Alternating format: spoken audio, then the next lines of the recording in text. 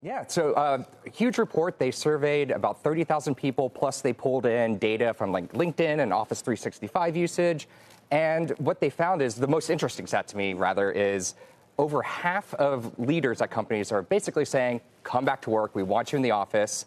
A lot of employees are saying, we want to do the hybrid thing or work from home forever. And then we have the managers stuck as the monkey in the middle here trying to figure out how to, liaise between these two sides who want very different things. And, but at the same time, the tech companies are the first to have people coming back. You're in San Francisco right now. You're seeing it, right? Let me tell you, there's a huge shift in what I've seen just over the last day or so versus what we're seeing in San Francisco. Our huge building hasn't even cracked 600 people yet, but here in New York and New Jersey, it feels a lot more full. So it's not that surprising that tech companies are going to handle it differently. We had a guest on earlier saying that that's why Airbnb, and Brian Chesky has told us himself multiple times that people are going to want to travel and work. I wonder if that's going to be the case. Well, that's the thing. I mean, if you listen to Peloton, we're going to stay home and exercise on our bikes forever. If you listen to Airbnb, we're going to work remotely forever in these temporary housing situations. It's probably going to be a mix of that and what we're seeing now here. I mean, the newsroom's crowded. Yeah. If you go downtown in Manhattan, you just see people walking around again. It's really opening up.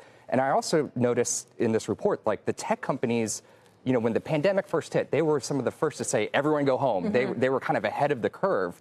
And now they're ahead of the curve of having people come back. So it's really interesting. Yeah, people got to come back to some degree. I'm seeing it.